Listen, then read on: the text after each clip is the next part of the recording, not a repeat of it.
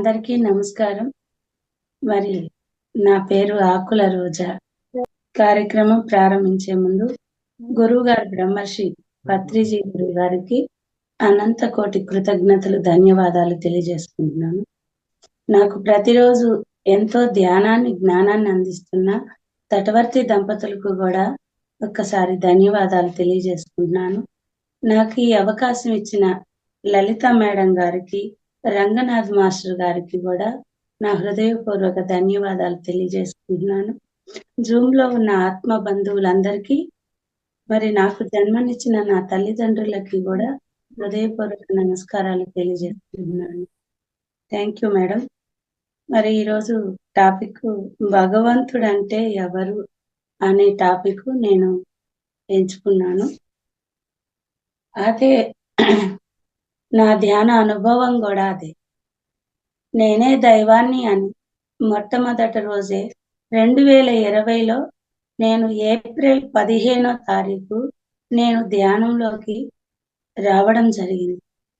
అప్పుడే నేను నేను ఎంతో దేవుడంటే ఇష్టంతో మొట్టమొదటే నేనే దైవాన్ని తెలుసుకోవడం వల్ల నేను ఈ ధ్యానాన్ని వదలకూడదు, ఇది అందరికీ తెలియాలి.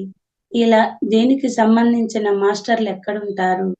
నేను వేణు మాస్టర్ గారు, మరి రాఘవేంద్ర మాస్టర్ గారి యూట్యూబ్ లో క్లాసులు విని నేను ఈ ధ్యాన మార్గంలోకి వచ్చాను. అప్పటి నుండి ఇక్కడ మాస్టర్లు, దీనికి సంబంధించిన మాస్టర్లు ఎక్కడుంటారు? పత్రి సారు చెప్పేది పచ్చి నిజాలు అని నా అనుభవ పూర్వకంగా నేను తెలుసుకున్నాను. అదే నేను ఈరోజు అసలు నాకు నేను భగవంతుడినే అని తెలుసుకున్న తర్వాత అందరూ భగవంతులే కదా, నేనే కాదు, కనపడే వాళ్ళంతా భగవంతులని తెలుసుకోవడం. మరి ఈరోజు నేను ఈ టాపిక్ మరి తటవర్తి వీరరాఘవరావు సారు భగవంతుడు అనే పుస్తకంలో రాసిన ఈ టాపిక్ నేను ఎంచుకున్నాను. ఎందుకంటే నా అనుభవం కూడా అదే కాబట్టి. దానికి ముందు ధ్యానం ఎలా చేయాలి, ధ్యానం గురించి ఒక్కసారి చెప్పుకున్నాం మాస్టర్స్. మరి ఈ ధ్యానం అంటే శ్వాస మీద ధ్యాస.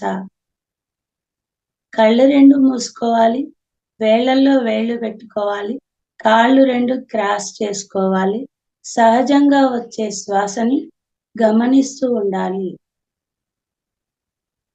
అంటే మన ప్రమేయం లేకుండా సహజంగా నడిచే శ్వాసని గమనిస్తూ ఉండాలి.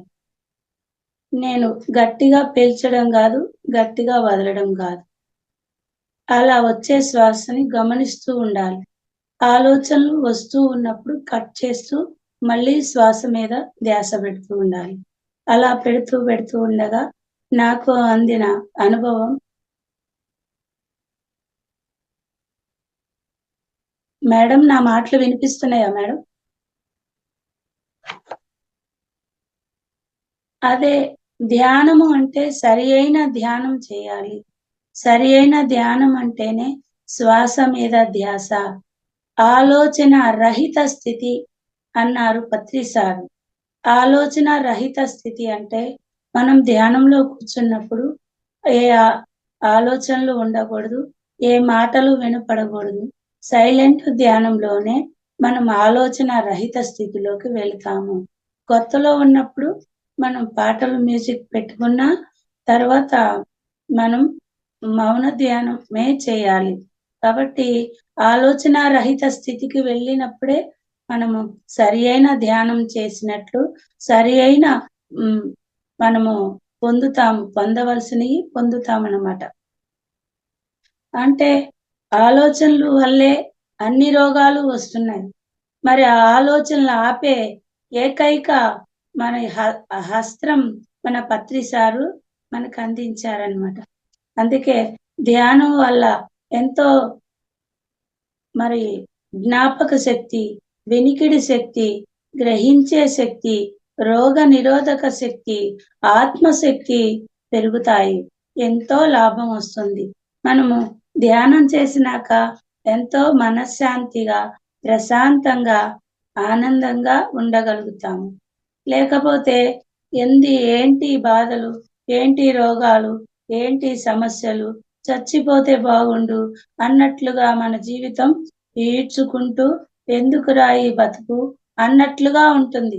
కానీ నా జీవితంలోనైతే ఈ ధ్యానంలోకొచ్చినాక నాకు ఏది ఉన్నా, సమస్యలు ఉన్నా, బాధలున్నా, కష్టాలున్నా, రోగాలున్నా, ఏది అయినా నా వల్లే వస్తున్నాయి, నా వల్లే పోతాయి.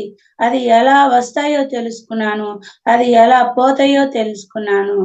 కాబట్టి ఈరోజు నేను భగవంతుడి గురించి మనం చెప్పుకుందాం మాస్టర్స్. నాకు పాటలు గూడా రాశాను.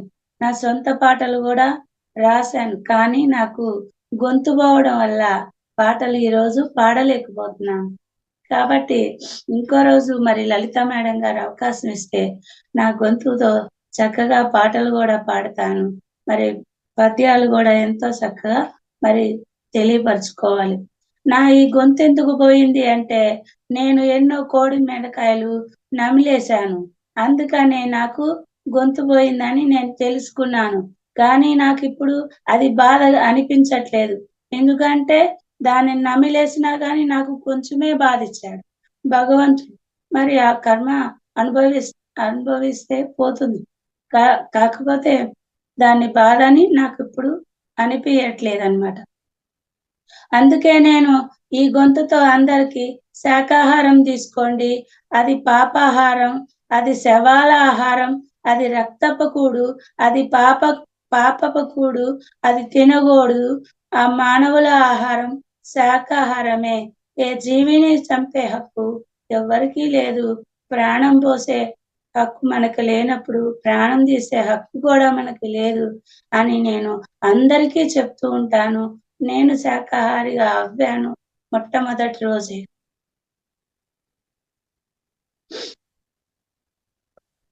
మరి ఇప్పుడు భగవంతుడి గురించి చెప్పుకుందాం మాస్టర్స్.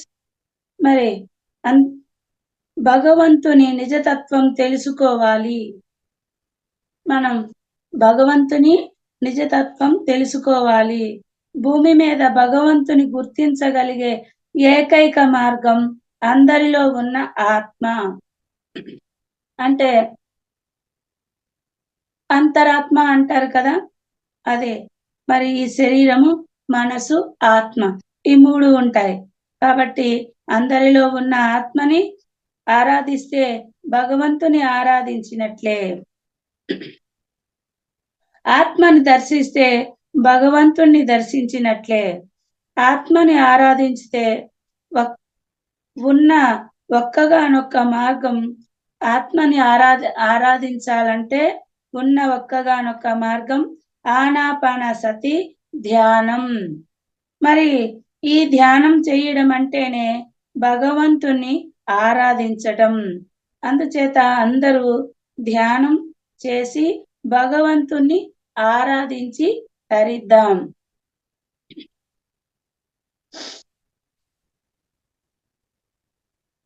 అలాగే నిజమైన దేవాలయం ఏది? దేవుని ఆలయానికి వెళ్తున్నామని పిల్లలకు చెబుతుంటాం. అలా దేవుని ఆలయం అంటూ ఎక్కడెక్కడో వెళ్తున్నాం, ఎన్నో చోట్ల తిరుగుతాం. కానీ నిజమైన దేవాలయం ఏదో తెలుసుకోలేకపోతున్నాం. ఆలయం అంటే ఉండే ప్రదేశం, దేవాలయం అంటే దేవుడు ఉండే ప్రదేశం.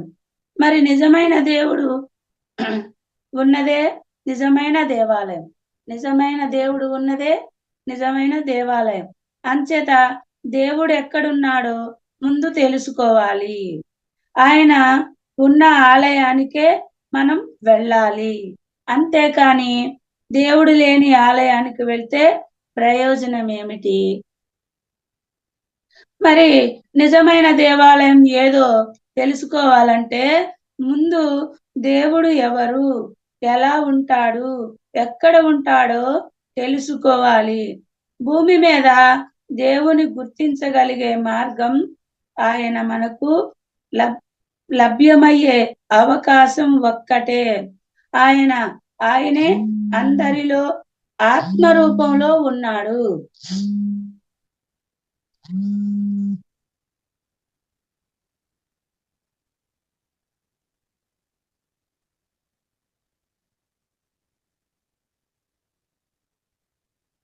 వినిపిస్తుందా మేడం?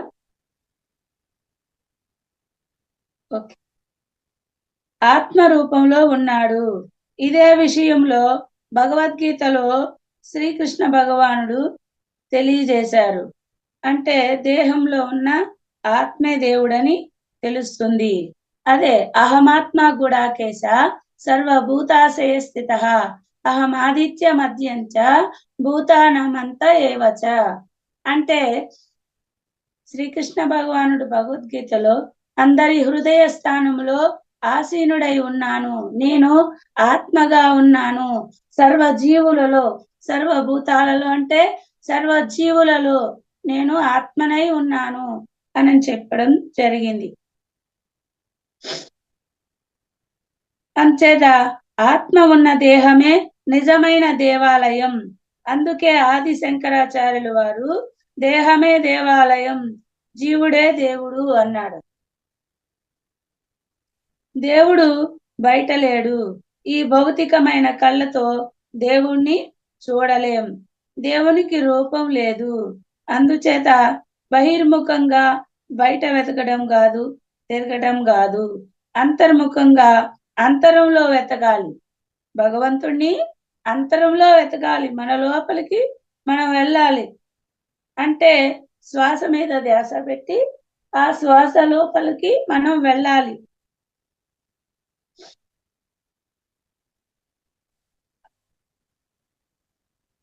అంటే అంతర్ముఖులం అవ్వాలి. ఇదే లలిత సహస్రనామంలో ఇవ్వబడిన సందేశం. అంతర్ముఖ సమారాధ్య బహిర్ముఖ సువర్లభ. అంటే అంతరంలోనే నేను లభిస్తాను, కానీ బయట కాదు అని చెప్పడం జరిగింది. అంచేత మనం ఈ మన దేహంలోకి ప్రవేశిస్తేనే దేవాలయంలోకి ప్రవేశించినట్టు.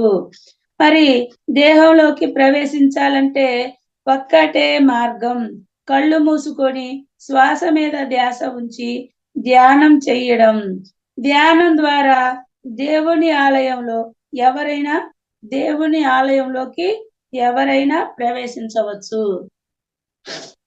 శ్వాస మీద ధ్యాస ఉంచడం ద్వారా మనస్సుని పరి విధాలుగా బాహ్య ప్రపంచం మీదకు, ప్రాపంచపు విషయాల మీదకు పోకుండా నిశ్చలంగా నిర్మలంగా ఉంచితే దేవుని మందిరంలో ఉంటాము, దేవునితో ఉంటాము. అలా ఉండగా చివరికి ఆ దేవుని దర్శనం అంటే ఆత్మ దర్శనం కూడా కలుగుతుంది. అప్పుడు సమస్త పాపాలు దగ్ధమై ముక్తిని పొందుతాం, జన్మధన్యం చేసుకుంటాం, జీవన్ముక్తులం అవుతాం. అంచేత దేవాలయం ఎక్కడో లేదు. పవిత్రమైన మన దేహమే సత్యమైన నిజమైన దేవాలయమని తెలుసుకోవాలి. దానిని పవిత్రంగా ఉంచుకోవాలి. మద్యం, మాంసం, జంతువుల శవాలను వేసి అపవిత్రం చేయకూడదు. ధ్యానం చెయ్యాలి. మరి భగవంతుని గుర్తించే ఒక్కగానొక్క మార్గం. భగవంతుడు నిరాకారుడు, సర్వాంతర్యామి, సర్వశక్తిమంతుడు, అనంతుడు, తేజోమయుడు. ఇలా భగవంతుని గురించి పెద్దలు పండితులు ఎన్నో రకాలుగా వర్ణించారు. ఆయన ప్రతి జీవిలోనూ ఆత్మస్వరూపుడై ఉన్నాడు కూడా అని చెబుతారు.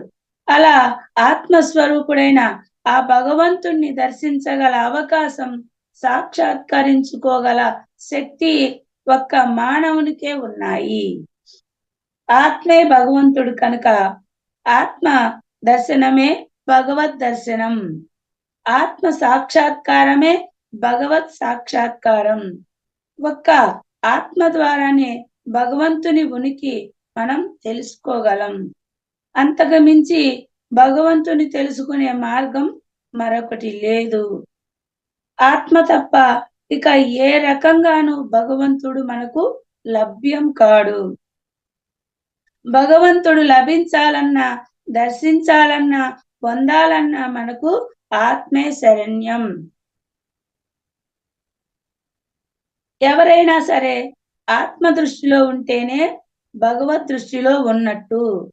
ఆత్మ భావనలో ఉంటేనే భగవత్ భావనలో ఉన్నట్టు. ఆత్మను గుర్తించకుంటే భగవంతుని గుర్తించుకున్నట్టే. ఆత్మని గుర్తించుకుంటే భగవంతుని గుర్తించుకున్నట్టు. ఆత్మను పొందడానికి ప్రయత్నించేవారే భగవంతుని పొందడానికి ప్రయత్నించేవారని తెలుసుకోవాలి. ఆత్మ దృష్టిలో అంటే భగవత్ దృష్టిలో ఉండాలంటే ఒక్కటే మార్గం, అదే శ్వాస మీద ధ్యాస, ధ్యానం. ఎందుచేతనంటే ఆత్మ అన్నది బయట ప్రపంచంలో ఎక్కడా కనపడదు. ఆత్మ అన్నది బయట ప్రపంచంలో ఎక్కడ కనపడదు. ప్రపంచంలో ఏ మారుమూల వెతికినా ఆత్మ దొరకదు. మనకు సాధ్యం కూడా కాదు. అది సాధ్యమయ్యేదే అయితే మానవులు ఎప్పుడో సాధించి ఉండేవారు. ఆత్మ అంటే భగవంతుడు. ప్రతి ఒక్కరూ అంతరంలోనే ఉన్నాడు. ఆయన ప్రతి ఒక్కరి అంతరంలోనే ఉన్నాడు. అంచేత బాహ్య దృష్టితో కాక అంతర్దృష్టితో, బాహ్యాన్వేషణ కాక అంతరాన్వేషణలో, బాహ్య అంటే బయట, బాహ్య చక్షువులతో కాక దివ్య చక్షువులతో మాత్రమే భగవంతుణ్ణి దర్శించగలం. యుగ యుగాల నుండి అలా ధ్యాన సాధన ద్వారా అంతర్ముఖులమైన వారు ఎంతో మంది ఉన్నారు. యుగ యుగాల నుండి అలా ధ్యాన సాధన ద్వారా అంతర్ముఖులైన వారు ఎంతో మంది ఉన్నారు. భగవంతుని అంటే ఆత్మను దర్శించారు. అలా ధ్యానం ద్వారా భగవద్ దర్శనం అంటే ఆత్మ దర్శనం ఎవరికైనా కలుగుతుంది. భగవంతుణ్ణి పొందే మార్గం ధ్యానం ఒక్కటే. ధ్యానం తప్ప వేరొక మార్గం లేదు. అందుచేత ఆత్మ మీద దృష్టి ఉంచితేనే భగవంతుని మీద దృష్టి ఉంచినట్టు. అంటే ధ్యానం చేస్తేనే భగవంతుని మీద దృష్టి ఉంచినట్లు తెలుసుకోవాలి. ఇంకా ఏం చేసినా, పూజ చేసినా, భజన చేసినా, ప్రార్థన చేసినా, నామజపం లాంటివి ఎన్ని చేసినా, ఎన్ని జన్మలెత్తినా భగవంతుని పొందడం అసాధ్యం. అసలు భగవంతుని దృష్టిలో ఉన్నట్లే కాదు. మనం ఢిల్లీ వెళ్ళాలనుకుంటే వెళ్ళలేం. ఢిల్లీ వెళ్ళాలనుకుంటే ఢిల్లీ వెళ్ళే ట్రైన్లో ఎక్కి కూర్చోవాలి. అలా కూర్చున్నప్పుడే ఢిల్లీ చేరగలం. ఢిల్లీ ట్రైన్లో కూర్చోకుండా ఎప్పటికీ ఢిల్లీ చేరుకోలేము. అలాగే భగవంతుని దర్శించాలని అనుకుంటే ధ్యానం చేయాలి. ధ్యానం చేస్తుంటే మనం ఎప్పుడో ఒకప్పుడు భగవంతుని దర్శించగలం. అంతేకాని ధ్యానం చెయ్యకుండా ఎప్పటికీ ఎన్ని జన్మలెత్తినా భగవంతుని దర్శించలేము. భూమి మీద భగవంతుని గుర్తించి ఒక్కగానొక్క మార్గం, భూమి మీద భగవంతుని గుర్తించే ఒక్కగానొక్క మార్గం ఆత్మే అని తెలుసుకోవాలి. అందుచేత భగవంతుడంటే ఇష్టం అనేవారు ఎప్పుడు అవకాశం దొరికినా అప్పుడు అవకాశం కల్పించుకొని మరి ధ్యానంలో కూర్చోవాలి. ఆత్మ దృష్టే భగవద్ దృష్టి. భగవంతునికి రూపం లేదు. భగవంతునికి రూపం లేదు. భగవంతుని దర్శనం అంటే భగవంతుని దర్శనం. భగవంతునికి రూపం లేదు. కాబట్టి ఏ రూపాన్ని ఆరాధించినా భగవంతుణ్ణి ఆరాధించినట్టే. అలాగే భగవంతునికి పేరు లేదు. కాబట్టి ఏ పేరుతో పిలిచినా భగవంతుణ్ణి పిలిచినట్టే. అందుచేత మీకు నచ్చిన నామాన్ని స్మరించండి, మీకు నచ్చిన రూపాన్ని ఆరాధించండి అని పెద్దలు చెబుతూ ఉంటారు. అలా నిరంతరం ఏ నామాన్ని స్మరించినా, ఏ రూపం మీద దృష్టి ఉంచినా వారిని ఆ భగవంతుని కాపాడటమే కాదు, కష్టాలు లేకుండా చేస్తాడు. చివరికి వారి జన్మ ధన్యమవుతుందని చెబుతూ ఉంటారు. అంతేకాదు మరణ సమయంలో భగవంతుని దృష్టిలో ఉంటే వారు భగవంతుని పొందుతారని కూడా పెద్దలు చెబుతూ ఉంటారు.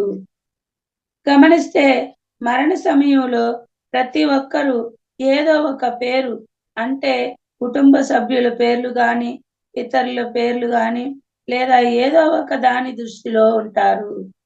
మరి అన్ని భగవంతుడైనప్పుడు దేని మీద దృష్టి ఉన్నా భగవంతుని మీద దృష్టి ఉన్నట్లే కదా. అలాంటప్పుడు ప్రతి ఒక్కరూ భగవంతుని పొందాలి కదా. మరి అన్ని భగవంతుడైనప్పుడు దేని మీద దృష్టి ఉన్నా భగవంతుని మీద దృష్టి ఉన్నట్లే కదా. అలాంటప్పుడు ప్రతి ఒక్కరూ భగవంతుని పొందాలి కదా. భగవంతుని పొందిన వారు మోక్షాన్ని పొందినట్లే కదా. మరి ప్రతి ఒక్కరూ మోక్షాన్ని పొందుతున్నారా అంటే అలా అంతా మోక్షాన్ని పొందితే మోక్షం పొందడం చాలా తేలికే కదా. మరి ఎన్ని పాపాలు చేసినా చివరకు ప్రతి ఒక్కరికి మోక్షం వస్తున్నట్లే కదా. మరి మోక్షం అంత తేలిగ్గా వస్తుందా అంటే ఖచ్చితంగా రాదు. ఎందుచేతనంటే దేని మీద దృష్టి ఉంచినా భగవంతుని మీద దృష్టి ఉంచినట్లు కాదు. ఏ పేరు పెట్టి పిలిచినా భగవంతుని పిలిచినట్లు కాదు, ఆరాధించినట్టు కాదు. మరి శిలల చేతన, మట్టి చేతన, కొయ్యి చేతన చేయబడిన విగ్రహములందు దైవము అనే బుద్ధి కలుగుట కల్పితమైనది. ఎందుకనగా స్వయం జ్యోతి రూపుడైన ఆత్మ అంటే భగవంతుడు అకల్పితుడు, అనగా ఎవరి చేతను కల్పించని పరబ్రహ్మ. అంటే తెలియన పరబ్రహ్మని తెలియచున్నది కావున కల్పించబడిన దేవతలతో మనకేమి పని. శిలల చేత, మట్టి చేత, పొయ్యి చేత నిర్మించబడిన కల్పిత విగ్రహములను ఆరాధింపక స్వయం జ్యోతి స్వరూపుడైన ఆత్మ రూపంలో ఉన్న అకల్పితుడైన పరమాత్మయే సత్యమని తెలుసుకొని ఆత్మని ఆరాధించాలి.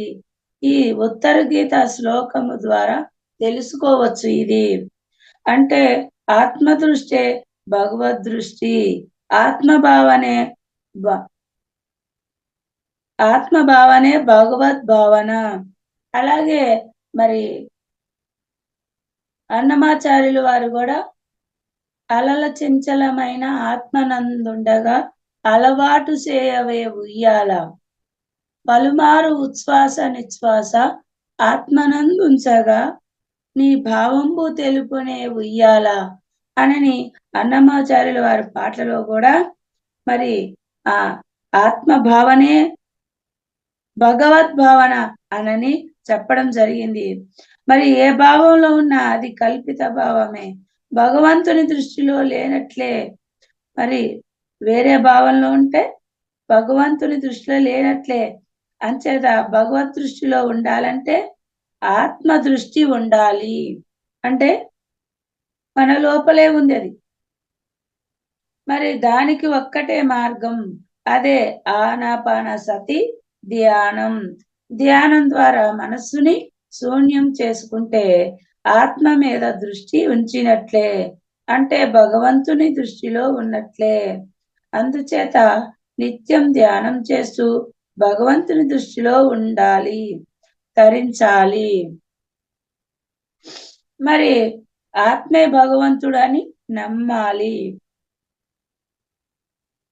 కొంతమంది రకరకాల భగవత్ సంబంధమైన సాధనలు చేస్తూ, ఎన్నో పుస్తకాలు చదువుతూ, ఎంతో మంది గురువులను ఆశ్రయిస్తూ, పండితులను, వేదాలను, ఉపన్యాసాలను వింటూ భగవంతుడు ఆత్మస్వరూపుడు, ఆత్మే భగవంతుడు అని తెలుసుకుంటారు. అలా ఆత్మను ఆరాధిస్తే భగవంతుని ఆరాధించినట్లేనని తెలుసుకుంటారు. ఆత్మ దర్శనమే భగవద్ దర్శనమని, ఆత్మ సాక్షాత్కారమే భగవత్ సాక్షాత్కారం అని తెలుసుకుంటారు.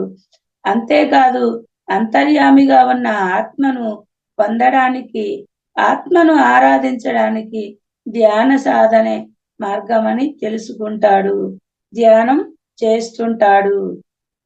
మరి ఇలాంటి జిజ్ఞాస అంటే భగవంతుని పొందాలనే కాంక్ష ఉన్నవారు ఒక విషయం గమనించాలి. యద్భావం తద్భవతి అన్న భగవద్ వాక్యం ప్రకారం మనం ఏ భావంలో ఉంటే అదే పొందుతాం. అలాగే ఆత్మని పొందాలంటే నిరంతరం ఆత్మభావంలో ఉండాలి. ఆత్మే భగవంతుడని నమ్మాలి. అంతేగాని ధ్యానం చేసినంత మాత్రాన సరిపోదు. ఆత్మే భగవంతుడని పూర్తిగా విశ్వసించాలి, భావించాలి. అలా మనస వాచ కర్మణ నమ్మి ఆత్మని ఆరాధించిన వారే భగవంతుని ఆరాధించిన వారు అవుతారు. అందుచేత ఆత్మ భగవంతుడని మాటలతో చెబితే సరిపోదు, చేతలు కూడా చూపించాలి. విగ్రహం కేవలం విగ్రహమేనన్న అవగాహన ఉండాలి. ఆత్మే భగవంతుడని విశ్వసించాలి. అలాంటి విశ్వాసం ఉన్నవారే ఆత్మను అంటే భగవంతుని పొందగలరు. విగ్రహం గురించి యోగి వేమన ఏమని చెప్పారంటే, శిలలను చూసి శివుడని భావింతురు, శిలలు శిలలే కాని శివుడు కాదు, తనదులోని శివుని తానేల తెలియదు, విశ్వదాభిరామ వినురవేమ అంచేత అన్నారు ఆయన. మరి మాటల్లో ఆత్మని భగవంతుడని చెబుతూ చేతల్లో విగ్రహం భగవంతుడు అన్నట్లుగా ప్రవర్తిస్తే, అంటే ఆరాధిస్తూ ఉంటే త్రికరణ శుద్ధి లేనట్లే కదా. మరి అలా చెయ్యడం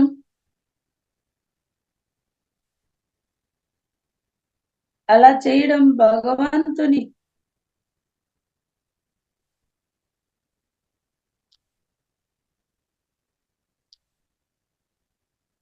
వినిపిస్తుందా మేడం? అలా చేయడం భగవంతుని అవమానించినట్లే కదా. అలాంటి వారికి భగవత్ ప్రాప్తి ఎలా కలుగుతుంది? వారు దుఃఖం నుంచి ఎలా బయటపడతారు? ఇదే విషయం శ్రీకృష్ణ భగవానుడు భగవద్గీతలో కూడా తెలియజేశారు. అవజానంతి మాన్ మూఢా మానుషీంతం మాశ్రతం పరం భావం మజానంతోమయ భూమి మహేశ్వరం. అంటే తాత్పర్యం, సర్వోత్తమమైన సర్వాత్మ స్వరూపుడు అయిన నా తత్వము తెలియని మూఢులు నన్ను మనుష్య సంబంధమైన దేహమును మాత్రం ధరించిన వాణినిగా తలచి నన్ను అవమానించుచున్నారు. అందుచేత ఆత్మే పరమాత్మ అని మాటలు చెప్తే సరిపోదు, చేతలు ముఖ్యం, భావన ముఖ్యం అని తెలుసుకోవాలి. ఆత్మే భగవంతుడని మనస వాచ కర్మణ నమ్మాలి. మన చేతలు, మాటలు, ఆలోచనలు ఒకే రకంగా ఉండాలి. అలా ఆత్మే భగవంతుడు అని నమ్మి ఆత్మారాధన అంటే ధ్యాన సాధన చేస్తే మనం నమ్మినటువంటి భావనే మనలను భగవంతునిగా మారుస్తుంది. భ్రమర కీటక న్యాయంగా అంటే కీటకం భ్రమరంలా జుంకారాన్ని వింటూ చివరకు భ్రమరంలా మారుతుంది. అలాగే గొంగళి పురుగు కూడా 21 రోజు ధ్యానం చేసి మరి సీతాకోక చిలుకలా మారుతుంది. అలాగే మనం కూడా ధ్యానం చేస్తే దైవాలంగా మారిపోతాము. అలాగే మనం కూడా భగవత్ స్వరూపులం అవుతాము.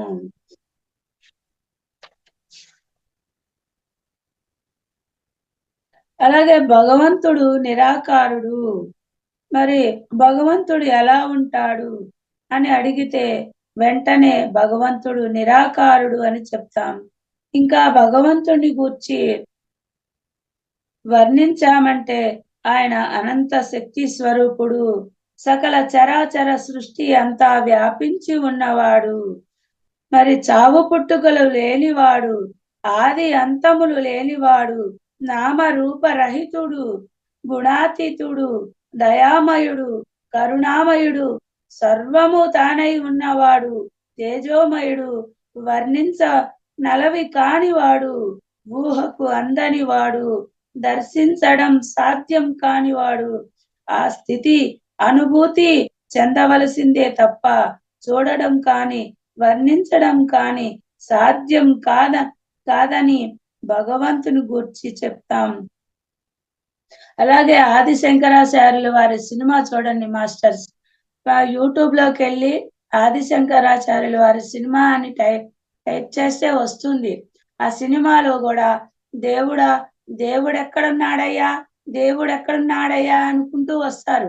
ఆది శంకరాచార్యుల వారు మారు వేషంలో వచ్చి మరి ఒక గుడిలో పూజ చేయించుకుంటుంటే ఆయన కర్పూరం తీసుకొచ్చి హారతి తీసుకుంటుంటే రా దేవుడు ఎక్కడున్నాడు అని చెప్పి ఆయన చెయ్యి తీసుకెళ్లి కర్పూరం మీద చెయ్యి పెడితే అబ్బా అబ్బా మంట మంట మంట మంట అంటాడు.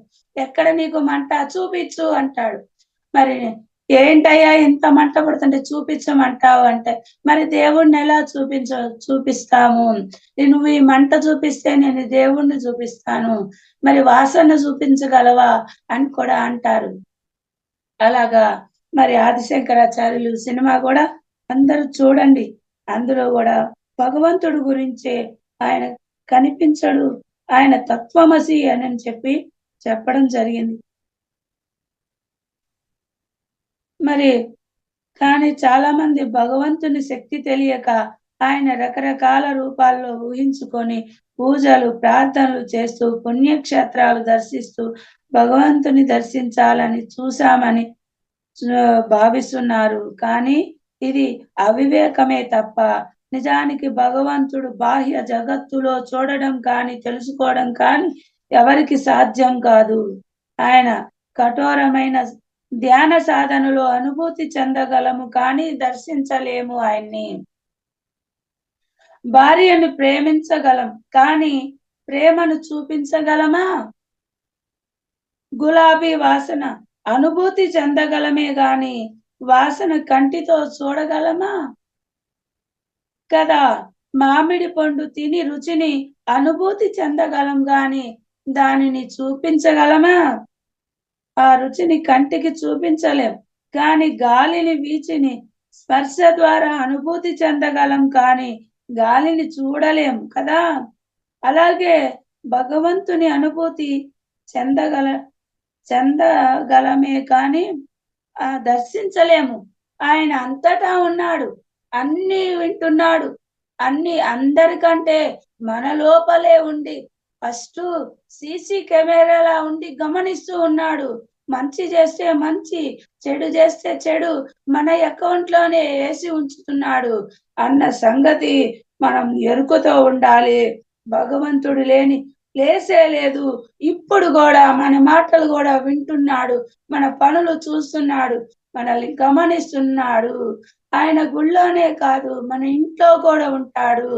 మనల్ని ఎప్పుడు మనలోనే ఉండి మనల్ని గమనిస్తున్నాడు అన్నది తెలుసుకోవాలి మనము అన్నది నేను తెలుసుకున్నాను.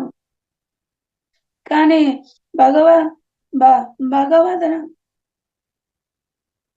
భగవంతుని అనుభూతిని పొందిన వారి ఆనందం వర్ణించలేనిది, వారి స్థితి ఊహించలేనిది. అటువంటి వారికి లోకంలో కావలసింది ఏది ఉండదు.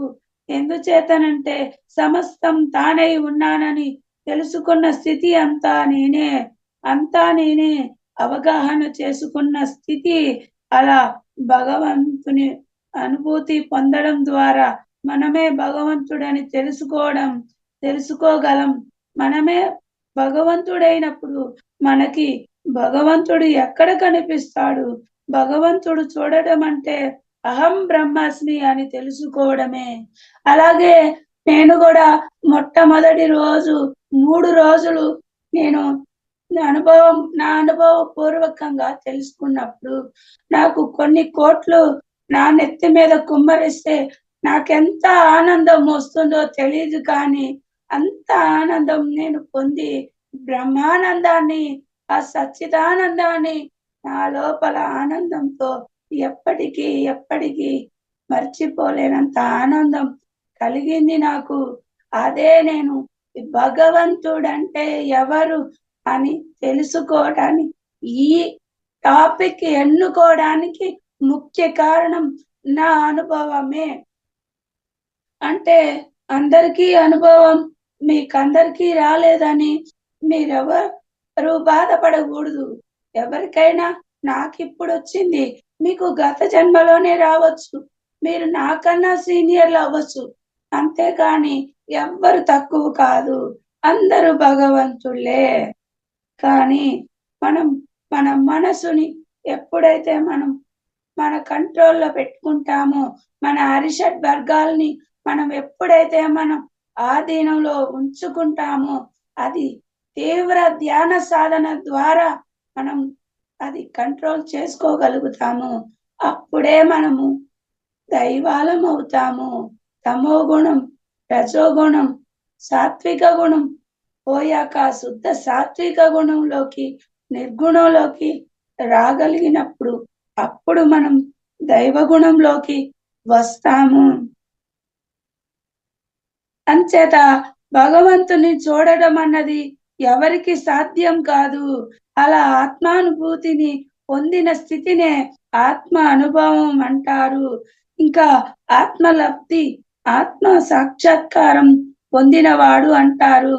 ఇంకా ఆత్మానందం పొందినవాడు, మరి స్వస్వరూప జ్ఞానం పొందినవాడు, తానెవరో తాను తెలుసుకున్నవాడు, ఆత్మజ్ఞానం పొందినవాడు, ఇలా అనేక రకాలుగా చెబుతుంటారు. ఏదైనా ఒక్కటే, మనం ఈ స్థితి పొందడానికే ప్రయత్నించాలి. ఈ స్థితి పొందాలంటే సరి అయిన ధ్యాన పద్ధతి అంటే ఆనాపాన సతి ధ్యానం ద్వారానే సాధ్యం. వేదాలలో అహం బ్రహ్మస్మి, అయమాత్మ బ్రహ్మ అని చెప్పబడింది. అంటే నేనే బ్రహ్మను, అంటే నేను భగవంతుడై ఉన్నాను. నేనే కాదు, నా ఎదుట ఉన్న వాళ్ళు కూడా అందరూ దైవాలే. నేనే ఆత్మని కాదు, నా ఎదుట ఉన్న వాళ్ళు కూడా ఆత్మస్వరూపులే అని తెలుసుకున్నాను. మరి నేను నేను ఆత్మను అన్నారు. అంటే నేను ఈమెను కాదు, నేను ఈమెను కాదు, ఈ నేను అన్నదే నేను, ఈ నేను అన్నదే నేను, అదే ఆత్మ అని చెప్పబడింది. ఆత్మను ఎవరు చూడలేరు, కంటితో కానీ మైక్రోస్కోపులో కానీ చూడడం సాధ్యం కాదు. ఆత్మను అనుభూతి పొందవలసిందే. ఆత్మే భగవంతుడు. అహంకారం, ఆకారం లేని అనంత శక్తివంతమైన, కాంతివంతమైన పదార్థమే ఆత్మ. అందుచేత నిరాకారమైన భగవంతుని పొందాలంటే ధ్యానం చేయడం ఒక్కటే మార్గం. భగవంతునికి రూపం లేదు, భగవంతుడు నిరాకారుడని తెలుసుకొని ధ్యానం చేయాలి. అలాగే మరి ఇంకా మన మన మహాత్ములు ఎంతో మంది ఈ పాటల ద్వారా కూడా మనకి చెప్పడం జరిగింది. ఏంటి అంటే పత్రి సారు మనకేం చెప్పారు? ఆత్మే పరబ్రహ్మ అన్నారు. ఆత్మే పరబ్రహ్మ అన్నారు.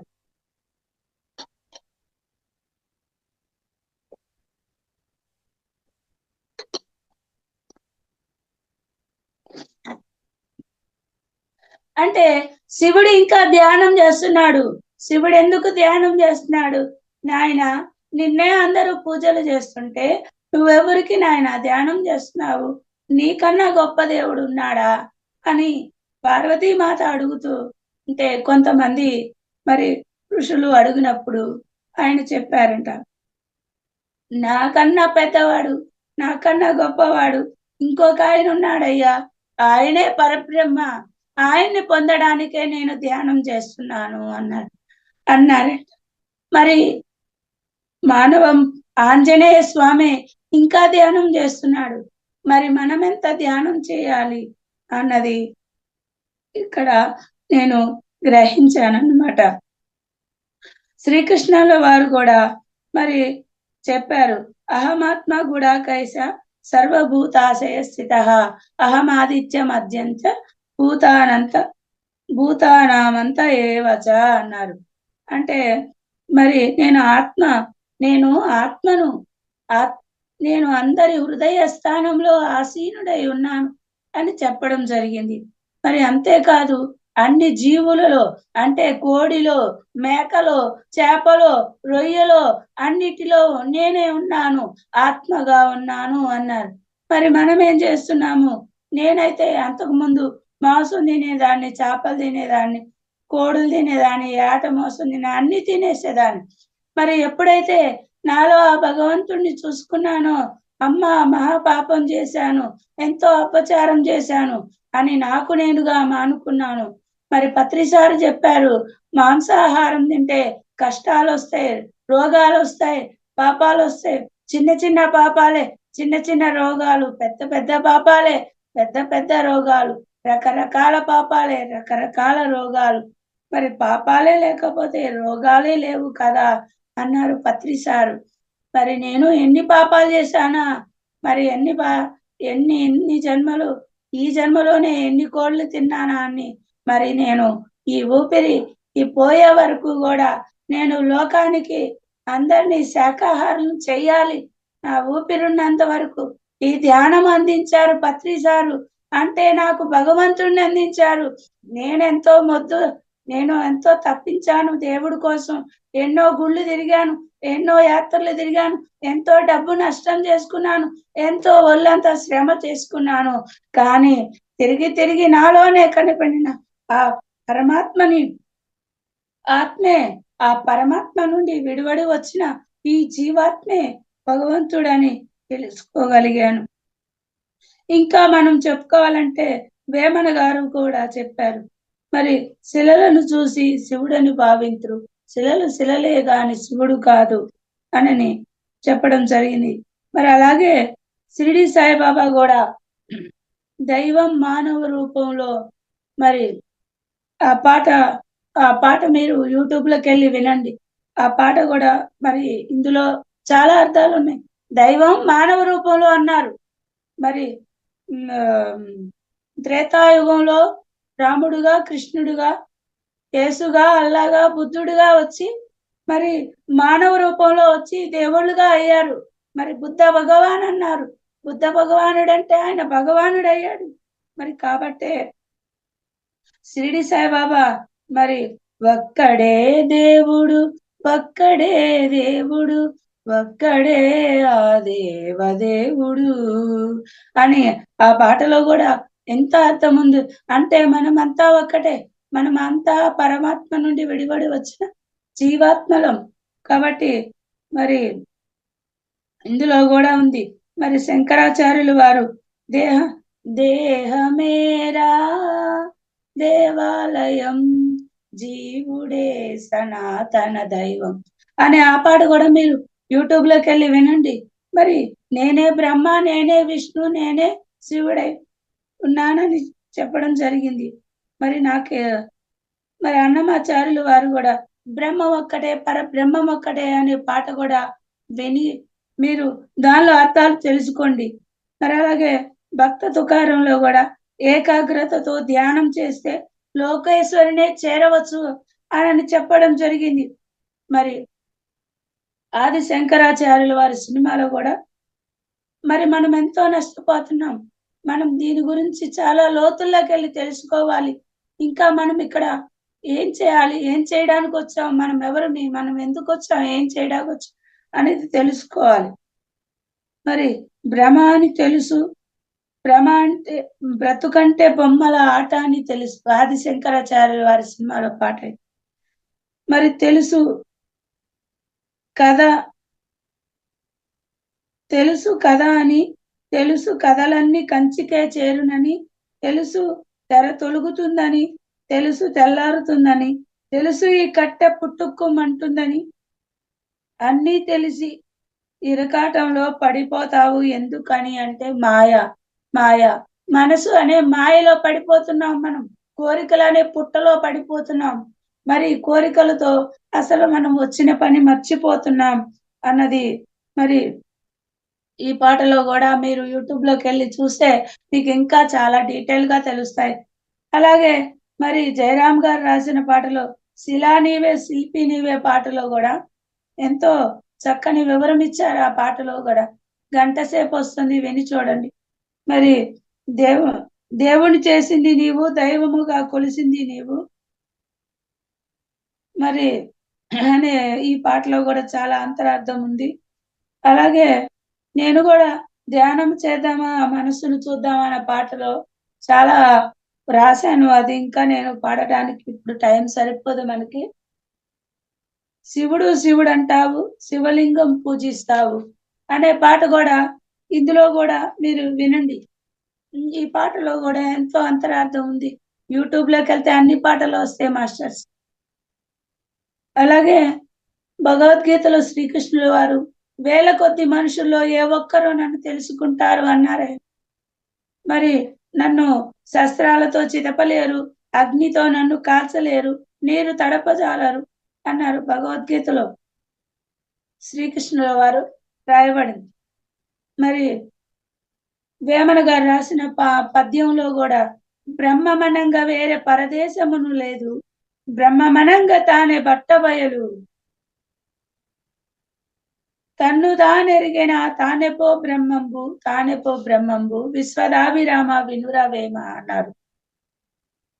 టైం ఉందా మేడం? కంప్లీట్ అవుతుంది మేడం. కంప్లీట్ అయిపోయిందా? చెప్పమంటారా?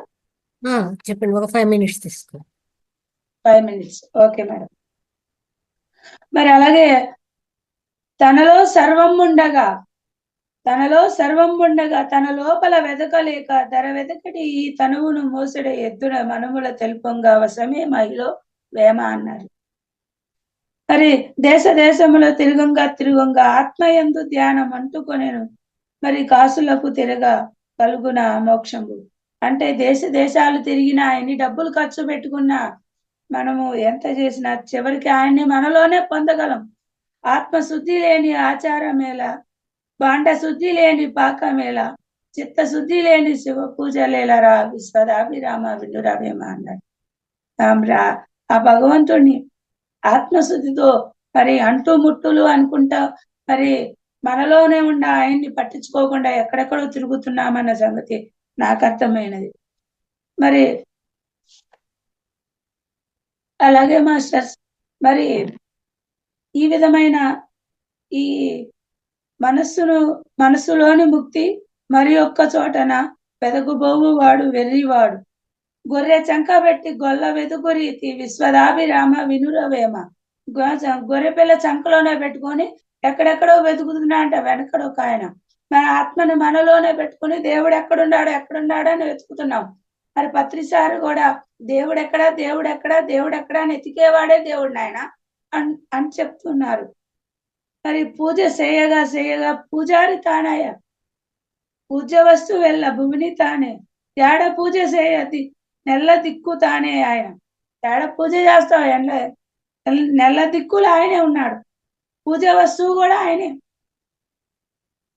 మరి తానే నేను నేనే తాను వేమ అన్నారు. మరి వీర బ్రహ్మేంద్ర స్వామి కూడా ఎన్నో మరి పద్యంలో ఎంతో చక్కగా వివరించారు. భక్తులైన వారి పరిపక్వ బుద్ధితో ధ్యానమందు ఆత్మనందగలరు, ఆత్మనందు శాశ్వత ఆనంద సుఖమబ్బు, కాళికాంబ హంస కాళికాంబ. ఉత్తమోత్తమము లుచ్ఛ్వాస నిశ్వాస పంక్తులరిసి తాను బ్రహ్మమగుట మనసు ముసుగులోన శివుడు కొసగి ఉన్నాడయా కాళికాంబ హంస కాళికాంబ దృష్టి నిలిపినేమి దేవుడి దిగువచ్చు దృష్టి నిలుపడనేమి నష్టపడను దృష్టిలోన సర్వ సృష్టి పుష్టమవును కాళికాంబ హంస కాళికాంబ వెదకి వెదకి వేసారి వేసారి అచట నిచట లేడంచు నెంచి తరచి తరచి తాను తనలోనే కనుగొన్నాడు కాళికాంబ హంస కాళికాంబ. మరి స్నానమందు లేదు పానమందు లేదు మంత్రతంత్రములు ఎందు మహిమ లేదు గుణము కుదిరినేమి గణయోగి తానవును కాళికాంబ హంస కాళికాంబ. గుణము కుదరాలి, మన గుణాలు మార్చుకోవాలి. ధ్యానంలో మనలో ఉన్న చెడు తిండ్లు, చెడు మాటలు, చెడు పనులు ఇవన్నీ మార్చుకోవాలి. గుణం సరి చేసుకోవాలంటే ధ్యాన సాధనే కాస్త కూస్త చేస్తే, రోజు గంట ధ్యానం చేస్తే, పొద్దున గంట, సాయంత్రం 1 గంట ధ్యానం చేస్తే ప్రాపంచిక పనుల్లోనే ఖర్చు అయిపోతుంది మాస్టర్స్. సాటి మానవులకు సాయంబు పడపోక నల్ల రాళ్లు తెచ్చి గుళ్ళు కట్టి ముక్కులిడిన బ్రతుకు చక్కబడం బోదు అన్నారు. కాళికాంబ హంస కాళికాంబ. జీవులను వధించి జీవికి వేసిన జీవదోషములను చిక్కుబడను జీవహింస చేసి చిక్కునా మోక్షంబు. జీవహింసము చేస్తే మోక్షం చిక్కేదా? కాళికాంబ హంస కాళికాంబ.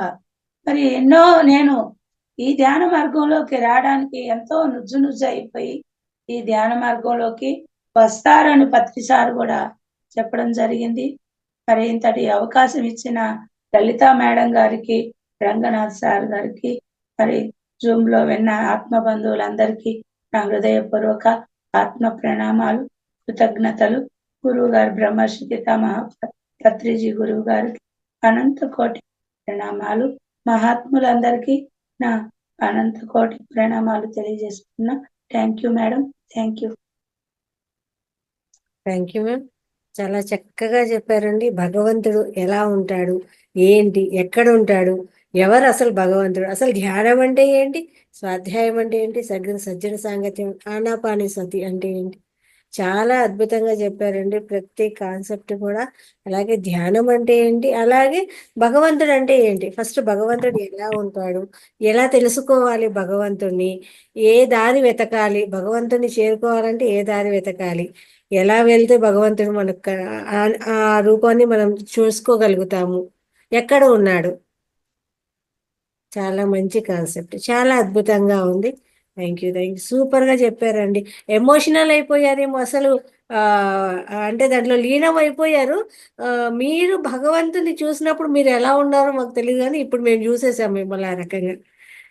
మీరు భగవంతుని మీరు చూసింటారు ఏదో ఒక క్షణంలో, ఆ టైంలో మీరు ఎలా ఉన్నారు అనేది అప్పుడు మేము చూసిండాం, కానీ ఇప్పుడు చూసామండి అదే స్థితిని. మేము అలా దాన్ని బాగా గమనించేసామన్నమాట.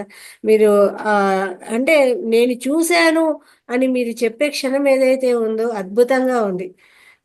ఫీలింగ్స్ అనేది చాలా చక్కగా ఉన్నాయి. అంటే ఏదైతే మనం అనుభవిస్తామో అవి అక్కడ చెప్తే అనుభవ జ్ఞానం అద్భుతంగా ఉంటుందండి. చాలా చక్కగా వివరించారు. Thank you madam, thank you very much. Okay masters, madam గారు చాలా అద్భుతంగా చెప్పారు. ఈ జ్ఞానం మీద ఇంకా మీరు ఏదైనా మాట్లాడాలనుకున్నా మేడం గారి గురించి కానీ చక్కగా హ్యాండ్ రైజ్ చేయండి. అన్మ్యూట్ ఇస్తాను మాస్టర్స్, అన్మ్యూట్ తీసుకొని చక్కగా మాట్లాడచ్చు. ఎవరు మాట్లాడతారండి? Yadagiri sir. Okay sir, unmute చేసుకోండి. నమస్కారం మేడం. మీరు ధ్యానం గురించి, భగవంతుని గురించి, భగవంతుడు ఎక్కడ మనలోనే ఉన్నాడనే విషయాన్ని మాకు అద్భుతంగా చెప్పారు. అనేక పాటల ద్వారా ఆది శంకరాచార్య నుంచి, తుకారాం నుంచి, ఎవరు ఎక్కడ అంటే ఎలా వాళ్ళు దేవుణ్ణి ఎలా ఉన్నారని మనకు చెప్పారో మీ అద్భుతమైన పాటల ద్వారా మాకు చాలా చెప్పారు. అంటే మీరు స్వయంగా అనుభవించి చెప్తున్నారు మీ విషయం. మీరు ధ్యానంలోకి వెళ్ళి సాక్షాత్ ఆ భగవంతుణ్ణి దర్శించి ఆ అనుభవం ద్వారా చెప్పినట్టు మాకు అనిపించింది. అంటే ఒక మహాత్ములు వాళ్ళు ఎప్పుడు కానీ వాళ్ళు అనుభవించినాకనే మనకు చెప్తారు. రమణ మహర్షి కావచ్చు, మన రమణ మహర్షి గారు, లేకపోతే స్వామి వివేకానంద, వీళ్ళందరూ వాళ్ళు స్వయంగా అనుభవించినాకనే మనకు చెప్పిండ్రు. మీరు కూడా స్వయంగా చూశారు, మీరు అన్ని అనుభవించారు. అనుభవించే ఇంత జ్ఞానం ద్వారా, ఇన్ని పాటల ద్వారా అద్భుతంగా చెప్పినందుకు మీకు చాలా ధన్యవాదాలు. Thank you sir. ఇంకా ఎవరు మాట్లాడతారండి? Masters comment.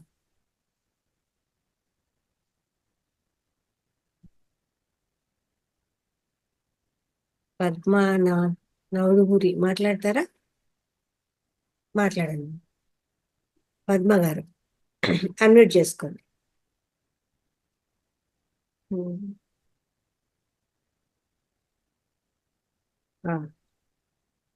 అన్మ్యూట్ చేసుకోండి సార్.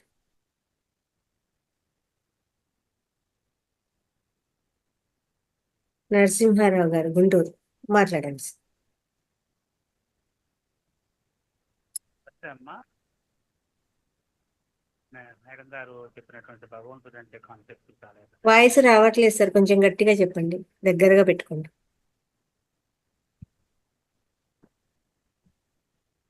మాట్లాడండి.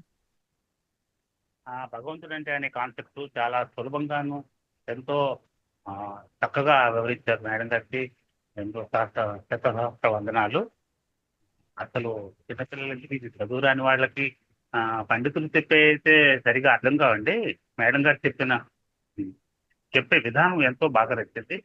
భగవంతుడు అంటే ఏంటనేది అందరూ తెలుసుకోవాల్సిన విషయం ఇది. ప్రతి వాళ్ళు తెలుసుకోవాలి, ధ్యానాన్ని ఆచరించాలని నేను చెప్తూ ఉన్నాను. అది చాలా బాగా చెప్పారు. అది మరీ మరీ ధన్యవాదాలు జూమ్ ద్వారా చెప్పుకుంటున్నాను. నమస్తే. థ్యాంక్ యూ బాబాయ్. ఇంకా మాస్టర్స్ ఇంకా ఎవరైనా మాట్లాడతారా? పారిజాత మేడం గారు అన్మ్యూట్ చేసుకోండి. నమస్తే మేడం. నమస్తే. చాలా బాగుంది మేడం క్లాసు. మాకు అన్ని ఎక్కువ అంటే పద్యాలు విన్నవే అయినా కూడా దానికి సమయానికి తగ్గట్టుగా సబ్జెక్ట్కి చాలా మ్యాచ్ అయ్యేటట్టు చాలా బాగా ఎక్స్ప్లెయిన్ చేశారు మేడం. చాలా బాగుంది సెషన్. ఇంకా అయిపోయిందా అని అసలు టైం చూసుకోకుండా అయిపోయింది అనిపిస్తుంది. చాలా బాగుంది. మళ్ళీ ఇంకొకసారి కూడా మాకు అవకాశాన్ని ఇచ్చేలాగా కావాలనుకుంటున్నా. నా గొంతుతో పాడతాను, చాలా బాగుంటాయి ఆ పాటలు వింటుండే కూడా. ఇప్పుడు పాడలేకపోతున్నాను, ఒకసారి ఖచ్చితంగా పాడతాను. Thank you madam. చాలా బాగుంది సెషన్. థ్యాంక్ యూ మా. సుభాషిణి గారు అన్మ్యూట్ చేసుకోండి. నమస్తే మేడం. ధ్యానం గురించి బాగా చెప్పారు మేడం. ధ్యానం చేసుకునేటప్పుడు మనకి కొంచెం బాడీలో దోమలు కుట్టినట్టు అలా అనిపిస్తుంది మేడం. అది ఎరుకతో ఉండి ధ్యానం చేయటం అది కరెక్టేనా కాదా అని కొంచెం డౌట్గా ఉంది మేడం నాకు. కరెక్ట్, ఎరుకతోనే ధ్యానం చేయాలి. Okay madam. అది వచ్చిన అలా సహజంగా వస్తూ ఉంటాయి. ఒళ్ళు దొరదలు వచ్చినట్టు, చుట్టూ కూడా అన్ని వినిపిస్తూనే ఉంటాయి మేడం. ఏదన్నా చప్పుడైనా, ఎవరైనా మాట్లాడినా కళ్ళు మూసుకొని కూర్చుంటే అవన్నీ వినిపిస్తున్నాయి కదా, కరెక్ట్ చేస్తున్నానా లేదా అని డౌట్ వస్తుంది మేడం నాకు. అవన్నీ గమనించిన ఆలోచనలు వచ్చినప్పుడు కట్ చేయాలి. కట్ చేసి మళ్ళీ శ్వాస మీదకే తీసుకురావాలి. మళ్ళీ ఆలోచనలు వస్తూ ఉంటాయి, మళ్ళీ కాసేపటికి కట్ చేసి శ్వాస మీద తీసుకురావాలి. ఈ శ్వాసని సహజంగా వచ్చే శ్వాసని గమనిస్తూ ఉండాలి. అది మన ప్రమేయం లేకుండా నడిచే శ్వాస గమనిస్తూ ఉన్నప్పుడు ఒకనొక సమయానికి మనం ఆలోచన రహిత స్థితిలోకి వెళుతాం. Okay madam. చాలా బాగా చెప్పారు మేడం క్లాస్. చాలా థ్యాంక్స్ మేడం. బాగా అర్థమైంది. Thank you. సుమ గారు అన్మ్యూట్ చేసుకోండి. నమస్తే మేడం. చాలా నమస్తే. చక్కగా ఎంత అంటే కంటిన్యూగా జ్ఞానకోణము ప్రతి విషయంలో ఉంది మేడం. శాకాహారం గురించి అయితేనేమి, ఆ జీవులు ఎంత బాధపడతాయి మనం వాటిని అంటే కట్ చేసి, కోసి తినడము అని ప్రతీది కూడా భగవంతుని ఎలా చేరుకోవాలి, ఒక ధ్యానం వల్లనే చేరుకోవాలి అని ఇంకా ప్రతి పద్యాలలో, పాటలలో కూడా ఉంటుంది. ఆ ధ్యాన కోణం అనేది మనం మామూలుగా పాటలాగా పాడతాము, వింటాము కానీ ఈ జ్ఞానకోణం అనేది అసలు తీసుకోంగా మేడం. చాలా చక్కగా ప్రతి దాంట్లో కూడా ఇంకా మీ ఎక్స్పీరియన్స్ కూడా చాలా ఎక్సలెంట్ మేడం. చాలా బాగా చెప్పారు. Thank you madam. ధన్యవాదాలు. థ్యాంక్ యూ చాలా మేడం. రీచ్ అయింది మాకు సబ్జెక్ట్ ఈరోజు. అంటే 100లో 10% తీసుకుంటామంటాం కదా! ఈరోజు 10% కాదు, దాదాపు ఒక 60% తీసుకున్నాం మేడం మేము. Thank you madam. Thank you అమ్మా. రాఘవయ్య గారు మాట్లాడండి. నమస్తే మేడం. చాలా చక్కగా అందరికి అర్థమయ్యే విధంగా చెప్పారు మేడం. మన నమస్తే. దేహంలోనే ప్రవేశించడం అంటే ఒక్కటే మార్గం. శ్వాస మీద ధ్యాస పెట్టినప్పుడు మాత్రమే జరుగుతుంది. మన దేహమే దేవాలయం. మాంసము, మద్యము ఇవన్నీ తీసుకోవడం అనేది మానివేయాలి. ఆత్మ సాక్షాత్కారమే దైవ సాక్షాత్కారం అవుతుంది. భగవంతుని దర్శించాలన్న ఆత్మ దర్శనం ఉంచినప్పుడు మాత్రమే జరుగుతుంది. ఆత్మ అనేది బయట ప్రపంచంలో దొరికేది కాదు, మనకు సాధ్యం కాదు కూడా. ఆత్మ అంటే భగవంతుడు. భగవంతుడు ప్రతి ఒక్కరిలోనూ ఉన్నాడు. బాహ్య చక్షువులతో కాకుండా అంతఃచక్షువులతో భగవంతుణ్ణి దర్శించుకోవాలి. ఆత్మ మీద దృష్టి ఉంచితేనే భగవంతుని పైన దృష్టి ఉంచినట్లు అవుతుంది. భగవంతుని దర్శించుకోవాలంటే ధ్యానం చేయాలి. అలా చేయకుండా ఎప్పటికీ భగవంతుణ్ణి దర్శించలేము. భగవంతుని రూపము లేదు. ఏ రూపము ఆరాధించినా భగవంతుడు ఆరాధించినట్లే. మరణ సమయంలో భగవంతుని పేరు స్మరిస్తే భగవంతుని చేరుతాము. ప్రతి ఒక్కరూ భగవంతుణ్ణి పొందుతారు. భగవంతుని పొందిన వారు మోక్షము పొందినట్లే. ఆత్మభావనే భగవంతుని పైన భావన.